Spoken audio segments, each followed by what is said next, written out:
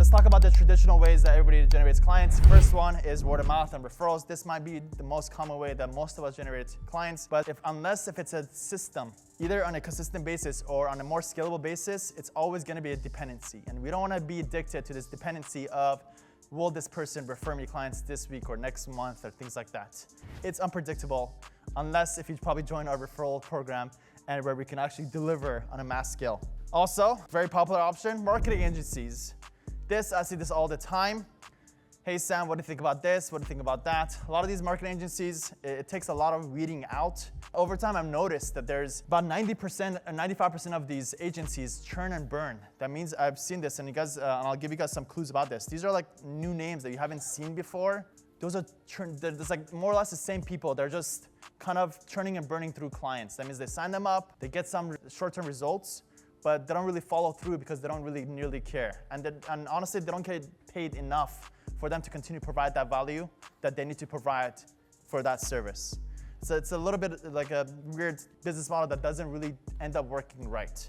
The third one is an ideal way of hiring somebody in-house that can do this. How long has it been we've been looking for a marketing director at My Legal Academy? 3 months. It kills me. It's one spot that we're missing in our own company, and we do hardcore marketing. I'm a marketer and do all this stuff.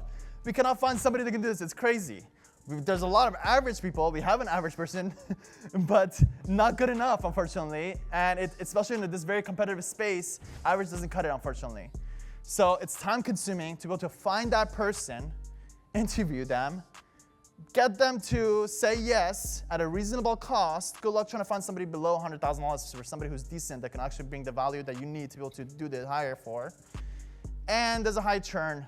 I had somebody who's my marketing person. I'll just share these all things again, and I'll try to share uncensored, who it seemed like when I hired him, seemed good on paper. There's a lot of these good interviewers, good on the interview, and seems like he was decent, but after some time, it didn't take long, after a couple of weeks, I'm like, what is he doing? Like, there's all these things to be done, and none of it is being done.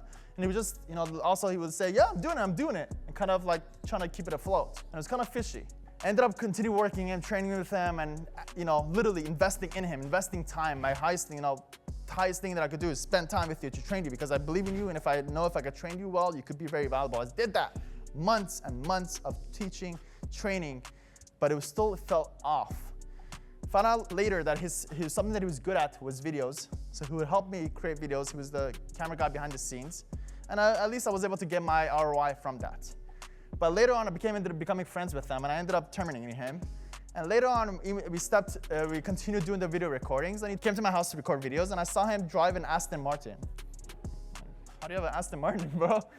I was like, yeah.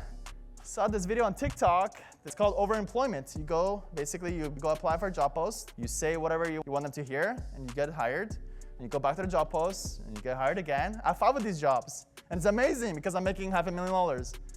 I'm like, that's the shadiest thing I ever heard. It happens. That's obviously on a crazy mass scale, things like that. But there are also a lot of people that waste time. Another reason why we have trouble finding the right person is a lot of people are considered social media marketers. That doesn't work. You don't need Instagram branding and posting. That doesn't work. You need performance marketers, people that know what they're doing, actual results. And I have so many of these stories, interviews, things that I've been through. Now I could tell right away. So that's why I guess it's been harder, because I could read through those lines. But it's all about performance. It's not necessarily about finding somebody who does social media. So even though that these are kind of the general ways, they all have their reasons why it makes it harder to make it work.